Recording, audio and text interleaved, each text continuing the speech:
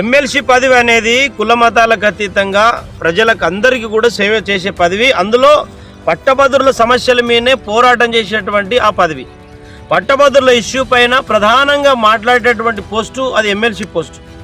ఈరోజు ముఖ్యంగా ఆ పదవికి న్యాయం చేయకుండా, ఆ పట్టభద్రులకు న్యాయం చేయకుండా నీవు బీసీ సభలలో పెట్టి ఈరోజు రెడ్లు నాకు ఉచ్చదాగమంటున్నారు అని చెప్పేసి బీసీలు రెచ్చగొడుతున్నావు. బీసీలకు అందరికీ కూడా రెడ్లు ఉచ్చదాగమని వాళ్ళెందుకు అంటారు? నీవు బీసీల ఓట్లు అడగను, బీసీల ఓట్లు అవసరం లేదు, మీకు దమ్ముంటే మీరు మనుషులకు పుడితే అని రెచ్చగొడితేనే కదా వాళ్ళు మాట్లాడిరు. ఒకవేళ నువ్వు మాట్లాడకపోతే వాళ్ళు ఎందుకు మాట్లాడతారు? అసలు నీవు దళితులకు క్షమాపణ చెప్పాలి, బహుజన వాదులకు క్షమాపణ చెప్పాలి, అంబేద్కర్ వాదులకు క్షమాపణ చెప్పాలి. ఆనాడు వాళ్ళను మీ ఎంబడుంటా నేను బహుజనవాదిని అని చెప్పేసి వాళ్ళను వాడుకొని నీ బీజేపీలో పోయింది వాస్తవం కాదా? నీ బీజేపీలో పోయిన తర్వాత మళ్ళీ కాంగ్రెస్ పార్టీలో వచ్చింది వాస్తవం కాదా? కాంగ్రెస్ పార్టీలో ఎమ్మెల్సీ అయిన తర్వాత ఈరోజు బీసీలే, ఈరోజు తెలంగాణకు బీసీ రెడ్డి ముఖ్యమంత్రి అవసరం లేదు, మేము బీసీలం అవుతామని చెప్పేసి మాట్లాడింది నువ్వు కాదా? ఈరోజు నీవు బీసీల వాదం తీసుకొచ్చి రెడ్లకు నువ్వు తిడుతుంటే వాళ్ళకింత రోషం వస్తుందా లేదా? వాళ్ళు కూడా కారము అన్నము రొట్టె తింటురా లేదా? ముఖ్యంగా ఆ బీసీలకు అందరికి కూడా రెచ్చగొట్టి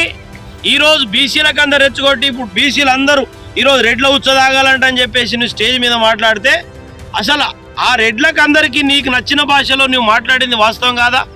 నువ్వు మాట్లాడితేనే కదా వాళ్ళు కామెంట్ పెట్టిరు. ఆ లొక్క కామెంట్ పెడితే ఇట్లంటారని చూడని చెప్పేసి బీసీలు రెచ్చగొడుతున్నావు. నేను ఈ సందర్భంగా విజ్ఞప్తి చేస్తా ఉన్న పోలీసు వారికి కూడా, అటు తీన్మార్ మల్లన్న కానీ, ఇటు సంజీవ్ కానీ, ఇంకెవడన్నా కానీ, మరి ముఖ్యంగా లా అండ్ ఆర్డర్ క్రియేట్ చేసే పద్ధతిలో ఎవడు మాట్లాడినా వాళ్ళ మీద క్రిమినల్ యాక్షన్ తీసుకోవాలా. లా అండ్ ఆర్డర్ క్రియేట్ చేసేటట్టు అరే మీ ముడ్డిల దమ్ముంటే, అసలు మీకేమన్నా అంత ఉంటే మీ జీల దమ్ముంటే పార్టీలు పెట్టుకోండి రా భయ్, పార్టీలు పెట్టుకొని తిరుగుండి ఓట్లు అడుకోరు. ఎవరు వద్దు అంటున్నారు? నీకు రెడ్లు వద్దు అంటురా, లేకపోతే ఎల్మోళ్ళు వద్దు అంటురా, లేకపోతే ఇంకెవరు వద్దు అంటున్నారు? నీ జీల దమ్ముంటే నువ్వు పార్టీ పెట్టుకో. ఇప్పుడు నేను తీన్మార్ మళ్ళీ ఆయన పేరేందు ఉషర్వెల్లి చెప్తా ఉన్నా, నీ జీల దమ్ముంటే నువ్వు ప్రజా సమస్యల మీద నేను పోరాటం చేస్తా, లేకపోతే కాంగ్రెస్ పార్టీ ఇచ్చిన 6 గ్యారంటీల పైన నేను పోరాటం చేస్తా అని చెప్పేసి ఈరోజు నువ్వు పోరాటం చేస్తే ప్రజలు హర్షిస్తారు. కానీ నేను బీసీల కోసం నేనేమన్నా టేకేదారవా, నేనేమన్నా గుత్తేదారవా? బీసీల కోసం కొట్లాడడానికి బీసీ ఎమ్మెల్యేలు ఉన్నారు, బీసీ ఎంపీలు ఉన్నారు, బీసీ మంత్రులు ఈ ప్రభుత్వంలో ఉన్నారు, ముఖ్యంగా బీసీ ఉద్యమకారులు ఉన్నారు, బీసీ నాయకులు ఉన్నారు. ముఖ్యంగా బీసీల కోసం కొట్లాడడానికి ఆర్ కృష్ణన్ నాయకత్వంలో కొన్ని వేల మంది సైన్యం ఉన్నది. ఇక నువ్వేదో ఇట్లా ఏం కొట్లాడుతావు? నువ్వు నిన్నటి వరకు బహుజనవాదం కోసం కొట్లాడి వాళ్ళకు మోసం చేసినావు, తర్వాత అంబేద్కర్ వాదం మోసం చేసినావు, రాజ్యాంగం మోసం చేసినావు, బీజేపీ వాళ్ళకు మోసం చేసినావు, కాంగ్రెస్ వాళ్ళకు మోసం చేసినావు, బీఆర్ఎస్ వాళ్ళకు మోసం చేసినావు. ఈరోజు బీసీలకు ఇట్లా నామాలు పెడదామని చెప్పేసి తిరుగుతూ ఉన్నావు. బీసీలు నీ ట్రాప్లో ఎవరు కూడా పడరు. బీసీలు ఉద్యమ నాయకులు, బీసీల కోసం కొట్లాడే ఉద్యమ నాయకులు ఉన్నారు. ఈరోజు నువ్వు కాంగ్రెస్ పార్టీలో ఎమ్మెల్సీ అయిన వ్యక్తివి, నాడు బహుజనవాదం అని తిరిగిన వ్యక్తివి, నువ్వు బీజేపీలో పోయిన వ్యక్తివి, ఇటు కాంగ్రెస్లో అన్ని పార్టీలో తిరిగిన వ్యక్తి బీసీల కోసం ఎట్లా కొట్లాడుతావు? ఈరోజు ముఖ్యంగా ఈ తెలంగాణ రాష్ట్రంలో ప్రజా సమస్యల మీద పోరాటం చేసి నాయకుడు అయితే వాడు ఒరిజినల్ నాయకుడు.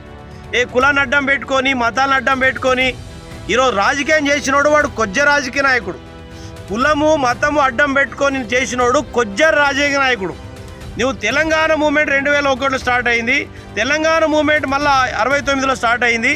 మరి 69లో నువ్వు ఏ డేట్లో పుట్టినావు నాకు తెలియదు, కానీ నీకు సోయొచ్చిన కాడికి వెళ్ళి ఏనాడన్నా బీసీ ముఖ్యమంత్రి కావాలని ఒక బీసీ సంఘం పెట్టి కానీ ఏ రకమైన సంఘాలు పెట్టిన ఏమైనా కొట్లాడిన దాఖలాలు ఉన్నాయా?